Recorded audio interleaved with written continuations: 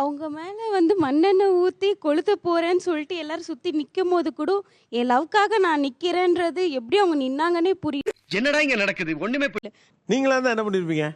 நானா இருந்தா அப்பா அம்மா சொல்ற பேச்சே கேட்டிருப்பேன் சார். டைம்புட்டோ சொன்னேன் பொட்டச்சி சாவாசம் வேணாம்னு, கடைசி வரைக்கும் கேட்க மாட்டேன்ட்டானே. நம்ம சேரத்துக்காக தானே லவ் பண்றோம். நம்ம உயிரே போயிடுச்சுன்னா அப்புறம் அப்போ அவங்க தனியா அவங்க கஷ்டப்படுவாங்களா? அதுக்கு சேராம தனித்தனியா இருந்து சந்தோஷமா இருந்துட்டு போவேன். மூக்கு புடப்பா இருந்தா சில நேரத்துல இப்படி எல்லாம் யோசிக்க தோணும். கொஞ்சம் தனித்தனியா இருந்து சந்தோஷமா இருந்துக்கலாம். புரிஞ்சதா?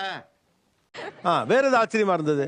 சார் எனக்கு ஃபர்ஸ்ட் 10 வருஷம் லவ் பண்ணீங்களான்றதே அதுவே ஆச்சரியமா ஆச்சரியமா இருக்கு. இருக்கு. அடிப்படையிலே ஆச்சரியமா இருக்கு. அது 10 வருஷம் லவ் பண்ணி மேரேஜ் பண்ணீங்களா? எப்படிடா எப்படி எப்படி எப்படி எப்படி எப்படி எதுக்கு இத்தனை எப்படி இல்ல எப்படிப்பா வீடு இருக்கு எனக்கு. ஓகே, இப்போ அவங்க சொன்னதுல என்ன, அவங்க காதலை காப்பாத்துறதுக்காகவோ அல்லது காதலை எப்படியாவது உயிர் போட வச்சிருக்கணுக்கு அவங்க சில விஷயங்கள் செஞ்சிருக்காங்க இல்லையா? இதுல இதெல்லாம் என்னால பண்ண முடியாது அப்படின்னு எதை நினைக்கிறீங்க? உங்களுக்கெல்லாம் வேற வேலை இல்லையா? இவன் ஒரு மனுஷன்னு குளூர்ல இவன் பேச்ச கேட்டுக்கிட்டு உட்காந்துக்கிட்டு இருக்கு. சார் அவங்க சொன்னாங்க 18 தடவை வீட்டில் மாட்டி செம்ம அடி வாங்கினேன். அதுவும் அவங்க அம்மா டீச்சர்லாம் சொன்னாங்க.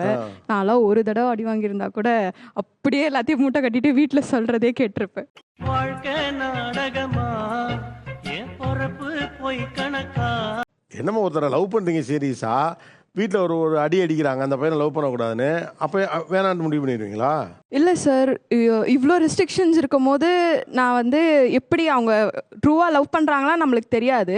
அடி வாங்குற அளவு ஒருத்தான ரிலேஷன்ஷிப்லாம் இல்லைன்னு நினைக்கிறீங்க? ஓ ஓகே.